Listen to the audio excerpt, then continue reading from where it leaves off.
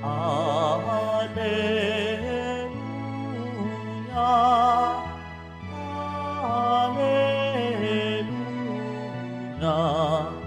Alleluia,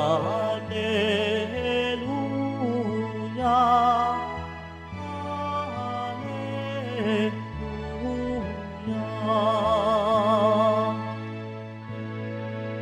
Mapalad ang sumusunod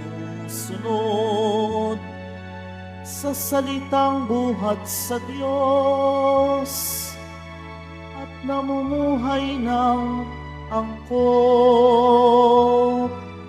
Alleluia, Alleluia, Alleluia,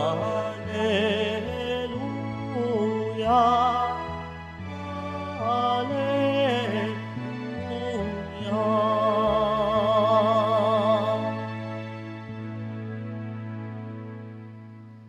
Sumainyo ang Panginoon. At sumayo rin. Ang mabuting balita ng Panginoon ayon kay San Mateo. Papuri sa iyo, Panginoon. Noong panahong iyon, samantalang nagsasalita pa si Jesus sa mga tao, dumating ang kanyang ina at mga kapatid. Naghihintay sila sa labas at ibig siyang makausap.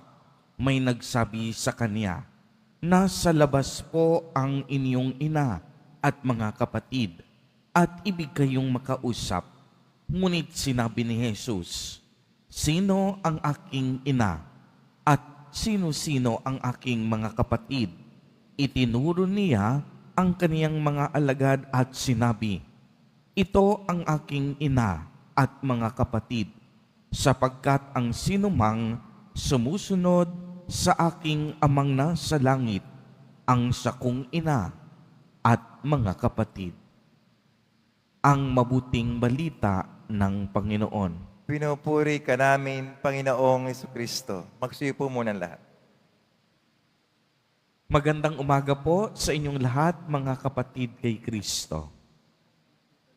Sa lahat po ng ating mga taga-subaybay sa iba't ibang online platforms at sa lahat ng ating mga kadiboto sa iba't ibang panig ng Pilipinas at maging sa buong mundo kung saan tayo ay naaabot ngayon ng ating live streaming.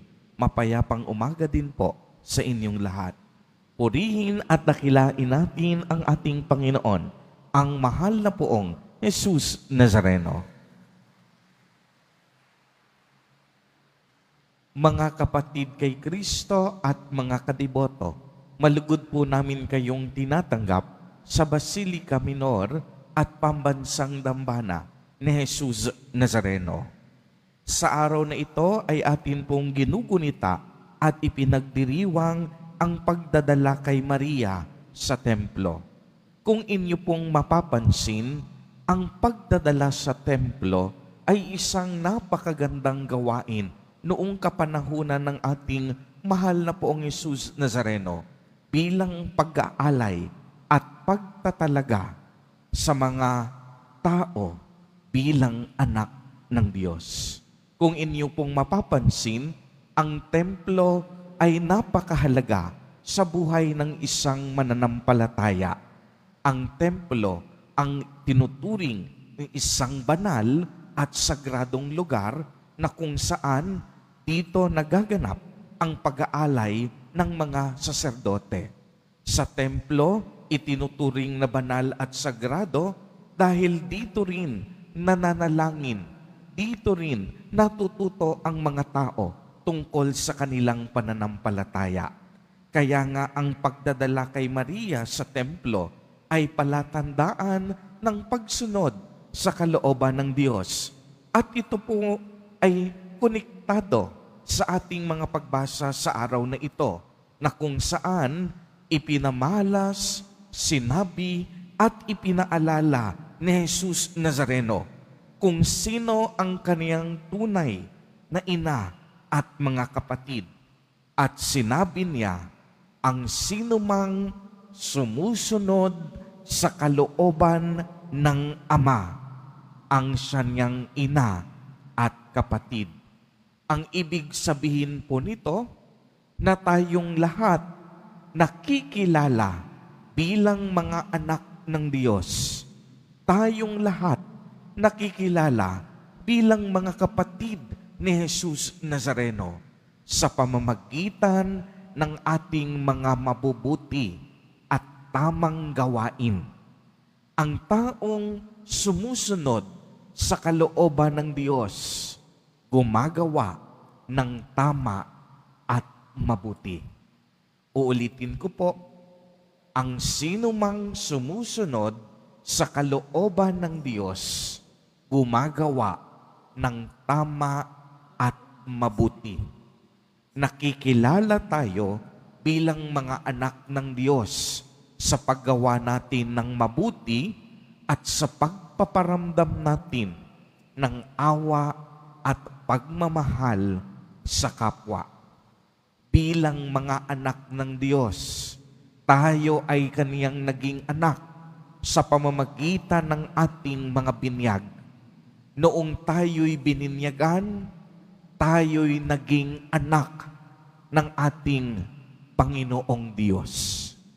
Tayo ay naging bahagi ng kaniyang kaligtasan. Tayo ay naging tagapagmana ng kaniyang kaharian. Kaya nga inaasahan sa bawat binyagan ang pagsunod sa kalooban ng Diyos.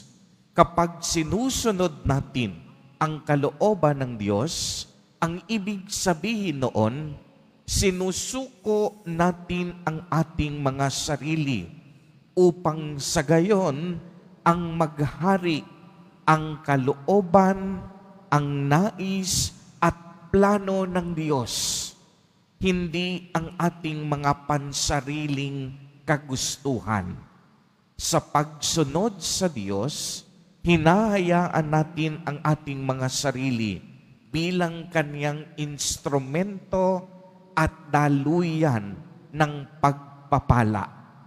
Sa pagsunod sa kalooban ng Diyos, ang ating binibigyang halaga ay ang kalooban at kagandahang loob ng Diyos. Sa pamamagitan ng pagsunod sa Diyos, tayong lahat ay nagpapakumbaba at sinasabi natin, maganap nawa ang iyong nais at kalooban.